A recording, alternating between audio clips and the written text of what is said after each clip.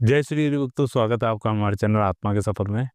देखिए, एक बहुत ही अच्छा सा प्रश्न पूछा है किसी ने कि प्रत्येक व्यक्ति नाम जप कर सकता है, हर तरह का व्यक्ति नाम जप कर सकता है। लेकिन किसी के घर में एक ऐसा व्यक्ति है जो ना तो बोल सकता है, ना देख सकता है और ना तो किसी प्रकार से अपने हाथ-पैरों से क्रियाकलाप कर सकता है। अर्थात वह पूर्ण थोड़ा मानसिक रोगी भी है और अपने शरीर से पूर्ण रूप से काम अपने शरीर से किसी प्रकार का काम नहीं कर सकता है और ना उसको उतनी सोचने समझने की काबिलियत है कि वह अपने लिए कुछ अच्छा कर सके। तो ऐसे व्यक्तियों के लिए क्या चीज़ उपलब्ध हो कि बिल्कुल आसान मार्ग बन जाए ये? तो उनके लिए बिल्कुल सरल और सहज होता है कि अगर आप वे व्यक्ति ना तो नाम जप कर सकता है, ना तो वाणी से बोल सकता है, ना कानों से सुन सकता है और ना तो देख सकता है और ना तो अपने हाथ-पैरों से किसी प्रकार से और क्रियाकलाप कर सकता है।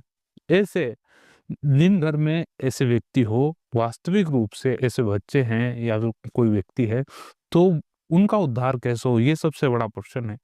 देखिए, इन लोगों के लिए सबसे बड़ा वरदान बनता है धाम, अर्थात कोई धाम है, दिव्य स्थान है, आप उनको वहाँ वहाँ नहीं जा सके तो वहाँ से अगर कुछ चीज़ यानी रज हो, रज उनको लगाए या फिर कुछ जैसे कि वो एक अग्नि अग्नि हवन होता है उसमें से थोड़ा-सा उनकी वो राख लिया है, वो प्रसाद लिया है, उनके ललाट पर लगाए, उनके हम सर पर लगाए, तो ये सबसे बड़ा फ़ायदेमंद होता है और उनके पास में बैठकर आप प्रभु का नाम ले सकते हैं या फिर कुछ ऐसी चीज़ें हैं जो वो कर सकते हैं जिनसे कि उनको सुख मिल जाए कैसे भी प्रभु के नाम से। सबसे बड़ा चीज़ है कि दिव्य स्थान पे जाके उनको लौटा के आ जाना, अर्थात उनको उनके दर्शन करा देना। वैसे तो वह देख नहीं सकते हैं, कुछ नहीं कर सकते, लेकिन धाम जाने से ये सब कार्य बिल्कुल सफल हो जाता है। तो ऐसे लोगों का ये मार्ग है, बिल्कुल सरल मार्ग है उद्धार होने का। देखिए, लगभग सभी के मन में ये प्रश्न बना रहता है कि ऐसा व्यक्ति का कैसे उद्धार हो सकता है जो ना तो वाणी से नाम जप नहीं लेगा तो कैसे होगा? तो काफ़ी चीज़ें हैं, गंगा जल किस लिए बना है? गंगा जल से उनको पिलाए, उनसे नहलाए, तो पवित्र है ना? तो उसको देखिए मानेंगे तो हर चीज़ देखिए मानने से ही सबसे बड़ा कार्य होता है, अन्यथा केवल बात मात्र रह जाएगी ये, यानी वाणी वाणी रहती है, उसमें किसी प्रकार का बदलाव नहीं होगा। अब गंगा जल आपको गंगा जल में आपको सामने रख दिया और बोले इसमें एक एक बूंद ज़हर डाला हुआ है साँप का वो भी। अभी इसमें इस पानी को कोई एक न यानी मुख में रखते ही, ज़ुबान पे रखते ही उसकी मृत्यु हो जाती है, इतना पावरफुल है और वो है गंगा जल है। केवल उसमें केवल और केवल बता दिया गया है कि इसमें ज़हर डाला हुआ है। तो अब उसको कोई चखने को कोई भी राज़ी नहीं होगा। अर्थात ये अगर आप मानोगे तो हर चीज़ है। हर चीज़ उपलब्ध है, परमात्मा उपलब्ध है, दिव्य संत उपलब्ध है, हर प्रकार से मुक्ति भी उपलब्ध है, मुक्ति मोक्ष उपलब्ध है। लेकिन मानने से, प्रभु पर विश्वास रखने से और विश्वास ही रखने से, सिर्फ सबसे बड़ा विश्वास और उनकी शरणागति। अगर आप ऐसा करते हैं, तो ये बिल्कुल सहज हो जाएगा, अन्यथा इसमें थोड़ी आपको देखने को मिलेगा कि आप परेशान रहेंगे, हमेशा उदास रहेंगे कि कैसे क्या हो, किस प्रकार से हो। तो ये बिल्कुल सहज और सरल मार्ग है, आप चाहे तो ये चीज़ कर सकते हैं। ऐसा मुझको प्रश्न किया था किसी ने कि ये बातें सब सरल लगती है मगर जो मेंटली रूप से बीमार है, उनका क्या है? देखिए, सबसे बेस्ट यही है अगर आपके परिवार में भी ऐसा कोई हो, अगर बोल नहीं पाता, देख पाता हो तो कोई दिव्य चित्र उनको दिखाएँ, प्रभु के चित्र दिखाना शुरू करते। देख नहीं पाता, सुन पाता है तो उनको सुना सकते हैं आप, अच्छी वाणी सुना सकते हैं और बोल नहीं पाता है तो बोल बोल नहीं बोल पाता है और बाकी दोनों देख नहीं सकता है, कुछ बोल नहीं सकता तो उससे बुलवाने की कोशिश कीजिए कि ये चीज़ बोलनी है। तो ये चीज़ बिल्कुल सरल और सहज है, तो आप चाहे तो इस मार्ग पर चलें और अपने पारिवारिक लोगों को इस प्रकार से ध्यान रख सकते हैं। अगर ऐसा कोई विशेष व्यक्ति हो आपके परिवार में। दूसरी चीज़ कि ईश्वर से बड़ा और कोई नहीं है, ये चीज़ आप मान के चलें। अगर आपके घर में ऐसा कोई व्यक्ति भी है तो मान के रखिए, या फिर आपकी किसी प्रकार से परीक्षा संपन्न हो रखी है या होने वाली है उससे जुड़ी हुई, और आपको आपका क्या कर्तव्य बनता है उस परिस्थिति में, आपको उसी अनुसार चलना पड़ेगा, अन्यथा आप कैसी भारी समस्याओं में पड़ सकते हैं आने वाले समय में, ये आप स्वयं जान सकते हैं। हमने देखा है वर्तमान समय में ऐसे कुछ देखिए, मुझको अभी याद आ रहा है वो चीज़, मैं बता देता हूँ। अभी मैंने काफ़ी चीज़ें ऐसी देखी कि मुझे ऐसा लगता नहीं कि ऐसा अच्छा समय निकल के और ऐसी चीज़ें देखने को मिल रही है। सोशल मीडिया का समय है, इंटरनेट का ज़माना है। अ,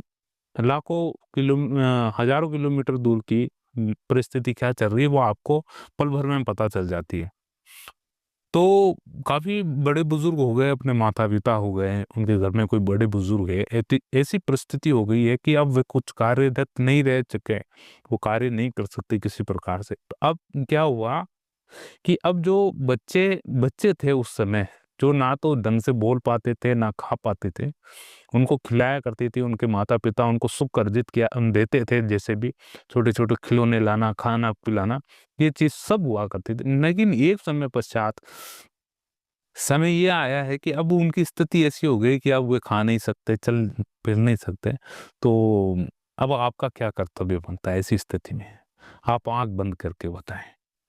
तो ये चीज़ आपको समझनी पड़ेगी, कहीं न कहीं आप अपराध स्वयं आपने स्वयं ने एक अपराध को जगह दे दी है ना? जैसा आपको उन्होंने दिया वैसा आपने उनको वापस नहीं दिया। यानी जो आपको आपको आपका कर्तव्य निभाना था, उन्होंने अपना कर्तव्य निभा दिया था एक समय, जब आप छोटे थे, आपका पालन-पोषण करना था तो वो पूर्ण रूप से कर चुके। लेकिन जब आपके कर्तव्य की बारी आई, तो क्या हुआ कि आप उससे विमुख हो गए, बदल गए उस चीज़ को, आपने उसको छोड़ दिया एक प्रकार से। अर्थात आपने क्या किया कि एक ऐसी स्थिति में आ गए आप कि हम 2 हमारे 2 ही, बस यहाँ पर सीमित हो गए आप। यानी आपकी जितना आपकी विवाह के पश्चात आपका परिवार रह गया केवल, और उसके बाहर कोई नहीं है।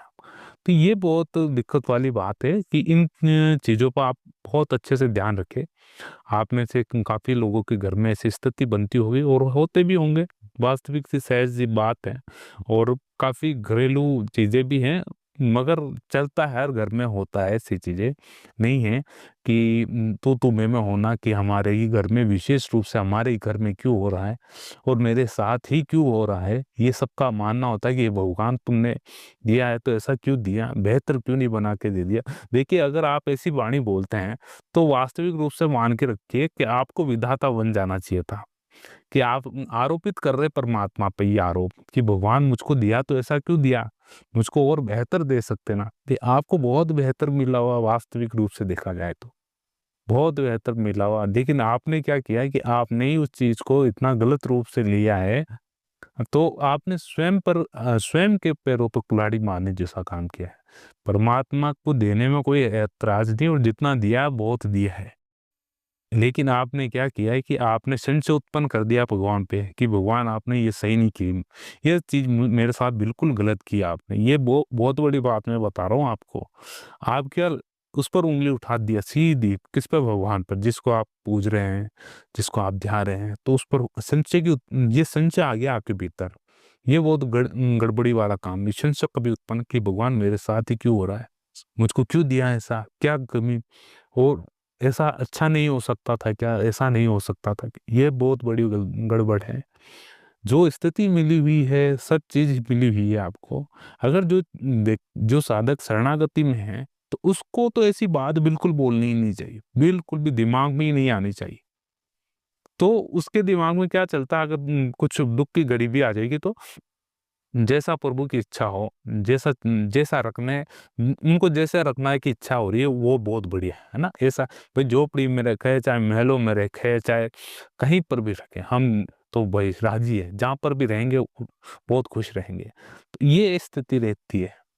लेकिन आपके भीतर कुछ ऊटपटांग सवाल-जवाब खड़े हो गए, तो यहाँ संशय बन जाता है कि नहीं, कुछ ना कुछ आपके भीतर द्वंद है, अभी भक्ति में परिपक्व नहीं हुई है।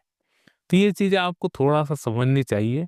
और देखिए, बेशक आपके परिवार में ऐसे काफ़ी व्यक्ति होते हैं, काफ़ी बच्चे हैं जो कुपोषण का शिकार भी हो जाते हैं और ऐसी स्थिति उत्पन्न हो जाती है, तो वे कहते हैं कि अब किस प्रकार से इनका कल्याण हो। तो वास्तविक रूप से आप काफ़ी धाम है हमारे भारत क्षेत्र में, वहाँ नहीं जा सकते हैं तो हाथ जोड़कर उनके गंगा जल तो उपलब्ध हो जाता है, प्रत्येक जगह उपलब्ध है, ये पवित्र, ये एक ही चीज़ कल्याण कर सकती है और उनका नाम ले। जहाँ के धाम से जाते हैं, थोड़ा प्रसाद ले आए, कुछ चीज़ें ले आए वहाँ से, है ना? जो उस जैसे मैंने बताया अग्निकुंड से वो अगर बोलते हैं, हम राग बोलते हैं, उसको लिखा है, उसके ललाट पे लगाएं और कामना करें कि प्रभु इसकी ये हालत हो सके तो ठीक कर दे, अन्यथा इसका कल्याण जरूर कर देना प्रभु।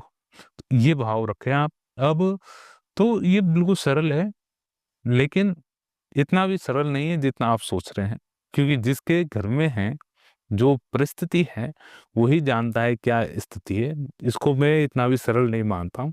इसलिए आप इस चीज़ को जिस तरह है, उस तरह आप गुप्त रूप से इसको आप अपनी सेवा में रखकर, अर्थात मानकर अपनी सेवा में रखकर आप अपना कर्तव्य करते रहें।